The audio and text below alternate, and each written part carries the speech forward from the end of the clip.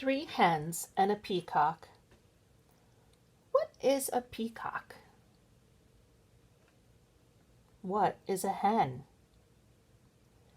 Do these birds look alike in any way? How? And how do you think they look different? Look at the peacock and look at the hens.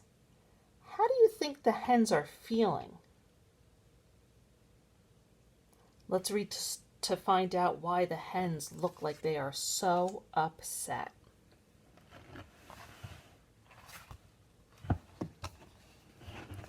Three hens and a peacock.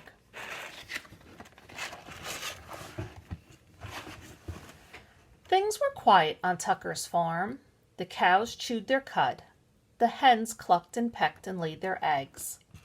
The old hound stretched out on the porch, watching and listening.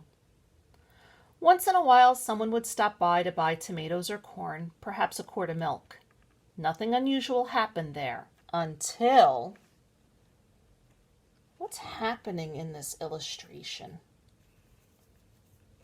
What do you think might be in that box?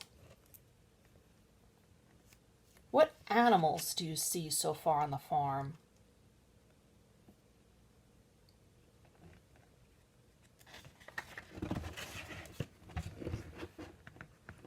That peacock showed up. The cows and the hens and the old hound kept right on doing what they'd always done. But that peacock had never lived on a farm. He had no idea what to do. So he spread his fancy feathers and set to shrieking.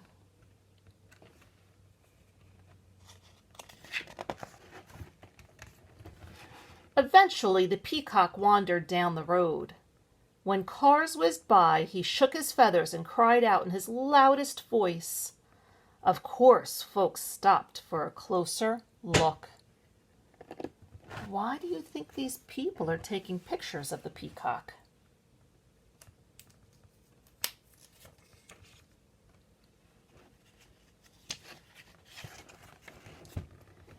Day after day, more folks stopped to admire the peacock, and they all bought tomatoes and corn, eggs and milk. Business on the Tuckers' farm was booming. Everyone seemed happy to have visitors stopping by. Uh-oh, I see somebody who's not happy. Oh.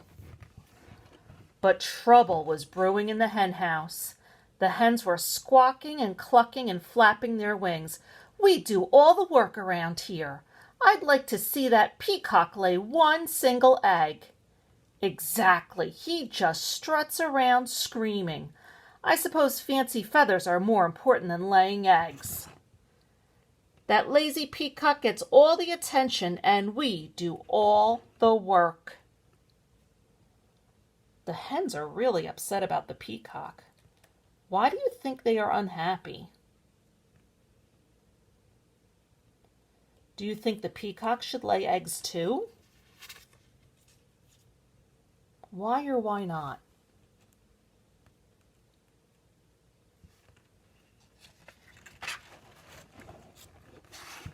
The peacock had heard every word.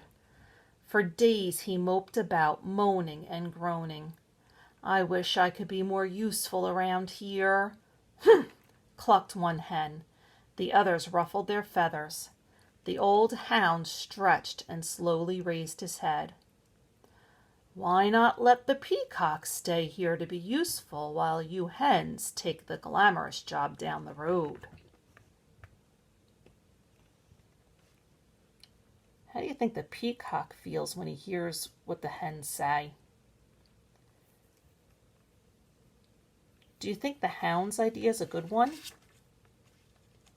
Why or why not?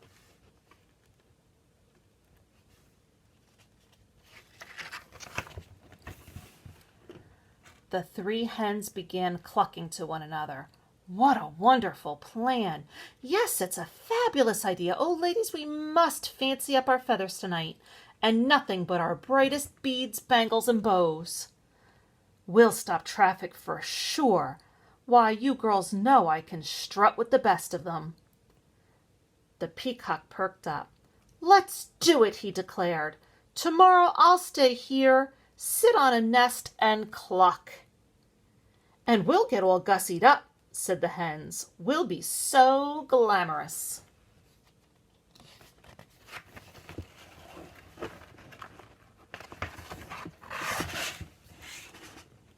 At sunrise the next morning, the hens strutted down the road. The Peacock marched right into the hen house and poked his head inside. The hens flocked by the road waiting for a car. When they saw one approaching, they clucked and squawked and flapped their wings in a flurry of feathers, but every car whizzed right on by. The Peacock sucked in his tummy and wiggled from left to right, trying to squeeze through the tiny henhouse door. His front half was in, his back half was out. "Geez, the cars don't stop for the hens. Why don't they stop?" Do you think that the Peacock is going to be good at laying eggs?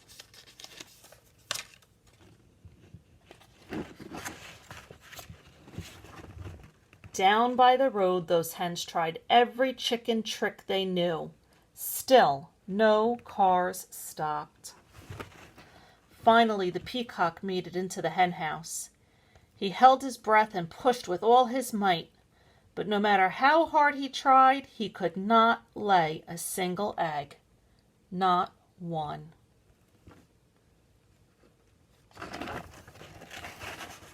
The old hound stretched out on the porch, watching and listening. "What's that Peacock doing in the hen house?" asked Farmer Tucker. "Who knows?" said Mrs. Tucker. "And what are those hens doing down by the road? Not a one of them is up here laying eggs." "Well, the way things are going, we aren't likely to have anyone buying eggs today," said Farmer Tucker. "We need that Peacock down there stopping cars."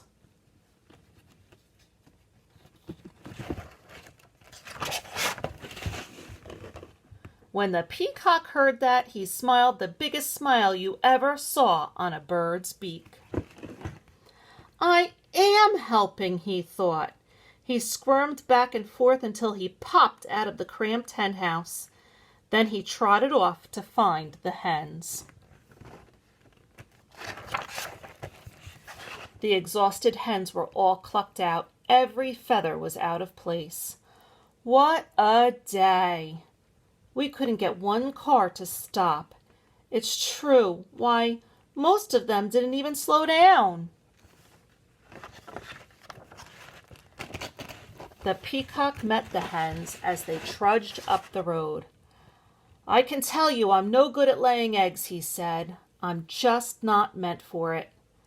One hen nodded. "I put on my stellar strut and even I couldn't stop a single car," she said. "I have to hand it to you, Fancy Feathers. Your job is harder than it looks." The other hens agreed. The Peacock looked relieved. What have the hens learned about the Peacock's job? Do you think the hens will still be jealous of the Peacock?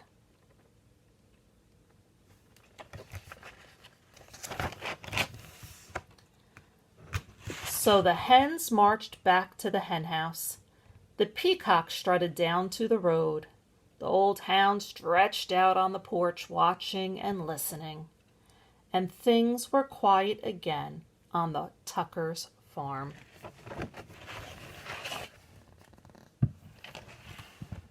Boys and girls, I'd like you to talk with your partner about the ways that the birds in the story are the same and the ways that they are different. Maybe make me a list and take a picture of it and send it to me. If somebody at your house knows how to make a Venn diagram and can show you how to do that, that would be fantastic. So you could label one side hens, one side peacock, in the middle about both. Either way, a list or a Venn diagram, I can't wait to see what your work is.